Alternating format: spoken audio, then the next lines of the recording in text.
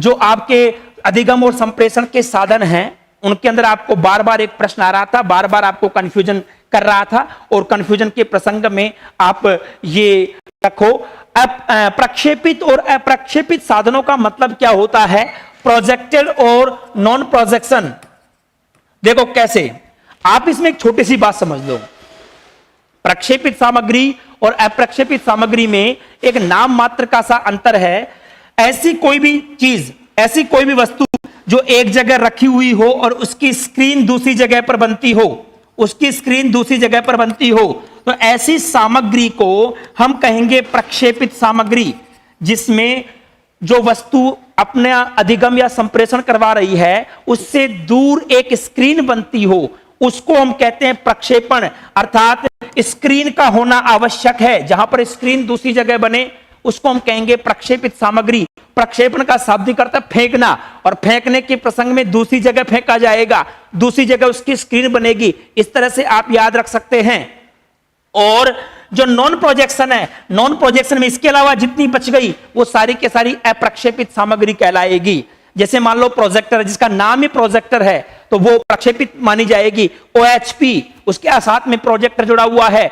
जैसे विभिन्न प्रकार की मूवी हॉल्स के अंदर जो फिल्म दिखाने के लिए प्रोजेक्टर यूज किए जाते हैं, वो सारे के सारे प्रक्षेपित सामग्री है। जबकि अन्य सारी की सारी सामग्रियां हैं वो अप्रक्षेपित सामग्रियां कहलाएंगी। इन सभी को भी आप जानते ही हैं। एक प्रसंग आता है हमारे पास द्विआयामी और त्रिआयामी को लेकर के, 2D और 3D को लेकर के, इसको भी समझ लीजिएगा। इसमें एक छोटी सी बात है, 2D और 3D में क्या डिफरेंस है, जिसको द्विआयामी, त्रिआयामी या द्विविमीय और त्रिविमीय साधन भी कहा जा सकता है। इनका नामकरण दिया जा सकता है। आप ये समझो, अधिगम और संप्रेषण के तरीके से, अधिगम और संप्रेषण के तरीके से जहां पर ये मान लो कि ज्ञान एक तरफ से हो रहा हो, जैसे मान लो कोई पोस्टर है, कोई चार्ट है, कोई पोस्टर है, कोई मानचित्र है, इसका जो ज्ञान है वो हमें एक तरफ से हो रहा होता है। ये मान लीजिएगा जो वस्तु चपटी हुई वस्तु हो, मतलब एक तरह से देखा जाए ज्ञान के दृष्टिकोण से एक तरफ से, एक ही एंगल से ज्ञान हो रहा हो। जैसे मानचित्र है, मानचित्र को केवल सामने से देख करके ज्ञान होगा। चार्ट है, चार्ट को सामने से देख करके ज्ञान होगा। ऐसे ही पोस्टर है, पोस्टर को भी सामने से देख करके ज्ञान होगा। तो वहां पर ऐसे चपटी वस्तुओं को हम 2D के प्रसंग में रखेंगे। जैसे मान लो ये जो कंप्यूटर है या फिर ये जो प्रोजेक्टर के यहां पर जो आपने डिजिटल पैनल रखा, ये भी ज्ञान या अधिगम के दृष्टिकोण से हमारे लिए 2D हो जाएगा, क्योंकि हम इसे ज्ञान एक पक्ष से हो रहा है। लेकिन 3D के अंदर क्या हुआ कि कोई वस्तु ऐसी है जिसको हमें ज्ञान देने के लिए चारों ओर से हम देख सकें। 3 डायमेंशनल मतलब जो चपटी न हो करके ज्ञान के दृष्टिकोण से उसको हम 3D कहेंगे। जैसे मान लो आप कोई मॉडल लेकर के आए, कोई प्रतिकृति लेकर के आए, अब उसको चारों तरफ से देखा जा सकता है। जैसे मान लो आपने ये मार्कर रखा, मार्कर को सभी एंगल से देखा जा सकता है, अर्थात जिनकी आकृति घनाभ आकृति हो उसको हम 3D के अंदर रखेंगे। लेकिन इसमें एक चीज नोट कर लीजिएगा, अधिगम और संप्रेषण की दृष्टि से करना है। कैसे करना है, मैं एक दो शब्द आपके सामने रख रहा हूं, आपको क्लियर हो जाएगा। और इस बात से बिल्कुल क्लियर कट कॉन्सेप्ट कर लीजिएगा। जैसे मान लो कोई शिला है, बड़ा पत्थर है और आप पाठ पढ़ा रहे थे विभिन्न प्रकार की शिलाएं, मतलब विभिन्न प्रकार की चट्टान का आप पत्थर पढ़ा रहे हो, और यदि चट्टान को आप दिखा रहे हो तो चट्टान के पाठ के अंदर चट्टान को चारों तरफ से देखा जा सकता है। तो उस प्रसंग के अंदर, उस पाठ के प्रसंग में, चट्टानों वाले पाठ के प्रसंग में वो शिला क्या हो जाएगा, 3D हो जाएगा, क्योंकि वहां पर अधिगम आप चारों तरफ से कर रहे हो, चारों तरफ से ले रहे हो, अधिगम आपको चारों तरफ से हो रहा है, इसलिए उसको हम कह देंगे 3D। लेकिन यही चीज होती, मान लो कोई शिलालेख, अब मान लो कोई भी ज्ञान है, जैसे कोई ऐतिहासिक वस्तु है, ऐतिहासिक तथ्य है, उस ऐतिहासिक तथ्य का ज्ञान हमें शिलालेख से होता है। शिलालेख से होता है। अब मान लो वो शिलालेख सामान्य तौर पर जो सामने सरपट चीज होती थी, उस सरपट चीज के पीछे लिखा हुआ होता था, ठीक है, सरपट चीज के ऊपर लिखा हुआ होता था। तो ज्ञान के दृष्टिकोण से तो सामने से दिख रहा है, एक एंगल से दिख रहा है, उस जगह पर वो 2D हो जाएगा। लेकिन आपने देखा होगा स्तंभलेख, स्तंभलेख, अब स्तंभ का मतलब जो खंबे के ऊपर लेख, अब खंबे के ऊपर चित्रकारी, खंबे के ऊपर कोई विशेष प्रकार के कोई चीज लिखी हुई हो जो कि चारों तरफ लिखी गई हो।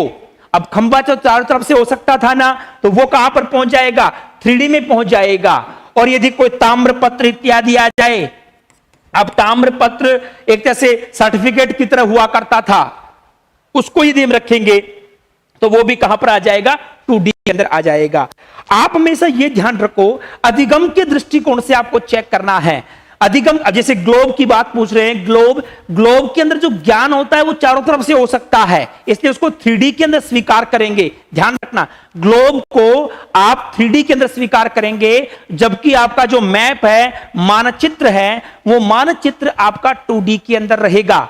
लेकिन मानचित्र में एक आता है रिलीफ मैप, उच्चावचदार जो नक्शा होता है, रिलीफ मैप ज्योग्राफी वालों के काम आता है, जिसमें एक तरह से पर्वतों का, नदियों का उच्चावच जो मानचित्र वो दिया हुआ होता है, उसमें तो आकार प्रकार भी दिखाई दे रहे होते हैं। उनको हम सबको कहां पर रखेंगे, 3D में। अरे आप तो एक माइंड में एक सेट कर लीजिएगा कि अधिगम के दृष्टिकोण से हमें किस एंगल से हो रहा है, ठीक है, उसी प्रकार से आपको प्रकरण वहां पर रखना होगा अधिगम के दृष्टिकोण से। जैसे मान लो, या अभी एक किताब को लेकर के बात आई थी, किताब वैसे तो वस्तु तो 3D है, क्योंकि एक घनाभ आकृति है, चारों तरफ से आप पुस्तक देख सकते हैं, लेकिन वास्तव में पुस्तक को देख करके आपको कुछ अधिगम हो रहा है।